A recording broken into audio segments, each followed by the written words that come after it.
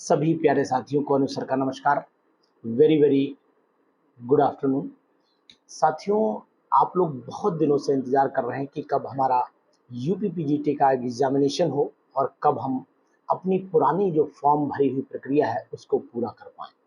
तो उम्मीद करता हूं कि बहुत जल्दी ये आपका जो सपना है ये पूर्ण होने वाला है, क्योंकि साक्षात्कार का कार्य लगभग पूरा हो चुका है। जैसा कि आपने भी न्यूज़ में पढ़ा होगा और हमने भी जानकारी दी, और साथ में न्यूज़पेपर में भी ये डिटेल आपको दिखाई दे रही होगी। मैं देखिए साइड में आपको न्यूज़पेपर की कटिंग भी दिखा रहा हूँ कि ये जो शिक्षा सेवा चयन आयोग है, इस शिक्षा सेवा चयन आयोग ने अपना पूरा कार्य जो इंटरव्यू का था, यानी कि जो अध्यक्ष का पद पूरा किया जाना था, उस अध्यक्ष के पद का कार्य पूरा कर लिया है। तो मैं उम्मीद करता हूं कि जो जैसा कि हम लोग अपना गणित लगा रहे थे, अपना मैथोलॉजी लगा रहे थे कि भाई एग्जाम जो पेंडिंग है वो पहले हो जाए, और आप लोग भी यही चाह रहे थे कि वैकेंसी तो आए ही आए हैं, लेकिन एग्जामिनेशन अगर पहले हो जाता है तो फिर आपको बहुत सारी समस्याओं, यानी कि कुछ एज फैक्टर्स के लोग हैं उनको भी थोड़ी सी राहत मिल जाएगी और नए लोगों की फिर वैकेंसीज आ जाए, वो ये ज़्यादा हम उम्मीद कर रहे हैं। तो शायद हो सकता है 2-4 दिन के अंदर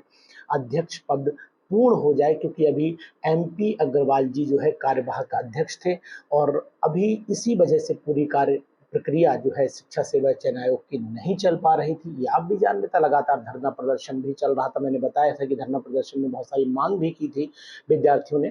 तो वही चीज यहाँ पर अब आपको बिल्कुल स्पष्ट दिखाई दे रही है कि जो एडेड माध्यमिक विद्यालय है और साथ ही साथ जो एडेड जो महाविद्यालय है, उनमें सभी पद भरने के लिए जरूरी था कि 14 सदस्यों के साथ साथ एक अध्यक्ष का पद भी पूर्ण होना चाहिए, तभी कार्य की पूरी प्रक्रिया सही से चल पाएगी। जैसा कि हमारे दोस्त भी लगातार डिमांड कर रहे थे कि सर एग्जाम कब होगा, एग्जाम कब होगा, सबके मन में यही चल रहा था कि सर एग्जाम कब होगा, और एग्जाम लगातार पेंडिंग होता चला जा रहा था, क्योंकि शिक्षा सेवा चयन आयोग अपनी पूरी प्रक्रिया को कर ही नहीं रहा था। वो खुद, यानी कि कहने का मतलब, जब अस्पताल ही में डॉक्टर ही नहीं है, अस्पताल के अध्यक्ष ही नहीं, तो फिर मरीज का इलाज कैसे हो पाएगा। तो सिंपल सी बात है कि हम लोग एक तरीके से मरीज ही बन चुके हैं कि भाई हम कह रहे हैं कि तैयारी करिए, मेहनत करिए, लेकिन हाँ, अब समय आ चुका है, जैसा कि हम लोग ये समझ पा रहे हैं कि अब ये पेंडिंग एग्जाम जल्दी हो जाएगा। संभावना है कि एग्जाम अक्टूबर से नवंबर के अंदर हो जाना चाहिए, और अगर ये अक्टूबर से नवंबर के बीच में हो जाता है तो फिर ये मान के चलिए कि अगली वैकेंसीज भी आने के चांस बन जाएंगे। तो फिर आप बिल्कुल तैयारी से ना घबराइए, अपनी तैयारी को बिल्कुल एज इट इज कंटिन्यू कर लीजिए। अगर आप एक बार किताबें पलटना शुरू कर दीजिए, क्योंकि जो संडे को इंटरव्यू हुआ, और संडे को इंटरव्यू होने के बाद में जो बुलाए गए थे कैंडिडेट, जैसा कि अखबार की कटिंग आपको लगातार इधर साइड पर देखिए, लगातार आपको बता रही है कि यहाँ पर जो बुलाए गए थे कैंडिडेट, तो 18 लोगों को बुलाया गया। देखिए दिख रहा होगा आपको, 18 लोगों को बुलाया गया, और 18 में से जो वहां पर आए वो केवल 14 लोग, 14 सम्मिलित हुए, 14 लोग प्रेजेंट हुए, और 14 में से जो फाइनलाइज किए गए वो 5 लोग, देखिएगा आपको दिखाई दे रहा होगा, 5 लोग फाइनलाइज किए गए हैं, और 5 में से किसी एक का नाम जो है वो हमारे मुख्यमंत्री जी, माननीय मुख्यमंत्री जी आपको अनाउंस करेंगे, यानी कि बताएंगे कि भाई इसमें से ये हमारे शिक्षा सेवा चयन आयोग के अध्यक्ष होंगे, और फिर शिक्षा सेवा चयन आयोग अपनी पूरी कार्य प्रक्रिया को बढ़िया ढंग से कर पाएगा। तो जहां तक मैं उम्मीद करता हूं कि आप भी शायद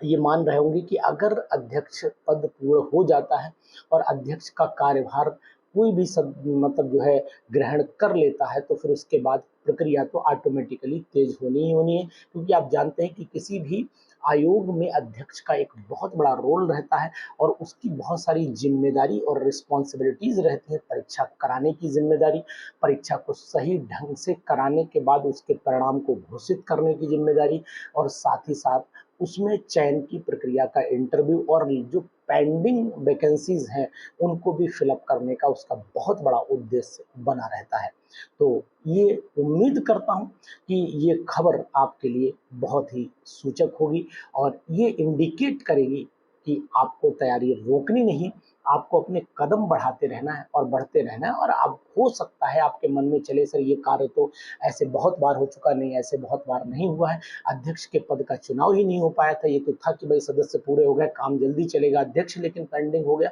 तो वो भी काम अब लगभग और लगभग मान के चलिए कि अगले हफ्ते में कंप्लीट हो जाएगा। और नेक्स्ट वीक में अगर ये कंप्लीट होता है तो मैं उम्मीद करता हूँ कि परीक्षा का जो पेंडिंग परीक्षा है उसका शेड्यूल भी आप तक जल्दी आएगा। तो यानी कि जो पुरानी परीक्षा है 2000 आपने 21 के बाद परीक्षा हुई नहीं, फॉर्म भरा गया, लेकिन 2021 का जो फॉर्म भरा गया है उसकी परीक्षा भी पेंडिंग लगातार चल रही है। तो उम्मीद करता हूँ कि जल्दी परीक्षा होगी और आपको ये खुशखबरी जरूर मिलेगी कि एग्जाम की जल्दी से जल्दी डेट अनाउंस हो जाए और एडमिट कार्ड डाउनलोड हो जाए। पहले तो डेट अनाउंस हो, फिर एडमिट कार्ड डाउनलोड होने की प्रक्रिया तो भाई चलेगी चलेगी, सिंपल सी बात है। तो फिर मैं चाहता हूँ कि आप लोग एकदम अपने आप को अपडेट कर लीजिए और एक बार किताबों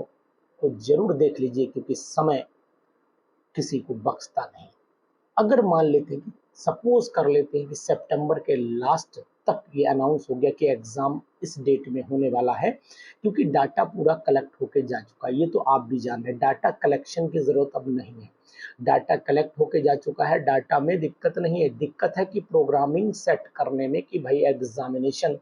कब होना चाहिए, एग्जामिनेशन किस सब्जेक्ट का कब होना चाहिए, इन सब चीज़ों पर ध्यान देने के लिए अध्यक्ष का पद और उनको फाइनलाइज करने के लिए पूरी प्रक्रिया को, पूरे चयन आयोग को चलाने के लिए एक अध्यक्ष की आवश्यकता तो होती है, तो वो शायद पूरी हो गई है। तो मैं उम्मीद करता हूँ कि अब आपको भी एक शुभ सूचना जो है वो जल्दी से जल्दी मिलने वाली है कि आप एग्जाम के लिए रेडी हो जाए। आपके एग्जाम की सूचना आप तक एक खुशी प्रदान करेगी और ये खुशी आपको विद इन वीक मिलेगी कि अध्यक्ष का पद भर गया है, अब आप एग्जाम के लिए रेडी हो जाइए। मैं उम्मीद करता हूँ कि सितंबर के लास्ट वीक तक आपको बहुत सारी सूचनाएं मिलेंगी और आप अपनी तैयारी को एक नया मुकाम दे पाएंगे। तो सूचना अगर कोई मिलती है और नई जानकारी हमें मिलती है तो हम भी आप तक वो जानकारी शेयर जरूर करेंगे, लेकिन आप अपने मुकाम के लिए, अपने उस पड़ाव के लिए जिसके लिए आप तैयारी कर रहे हैं, डटे रहिए, लगे रहिए, क्योंकि हम चाहते हैं कि आप एक सफल व्यक्ति बने। और अगर आपका उद्देश्य टीचर बनना है, अगर आपका उद्देश्य इंटर कॉलेज में लेक्चरर बनना है, तो शायद ये सपना अब आपका जल्द ही पूरा हो जाएगा। तो साथियों, तैयारी के लिए आपको अपने अंदर जो सोई हुई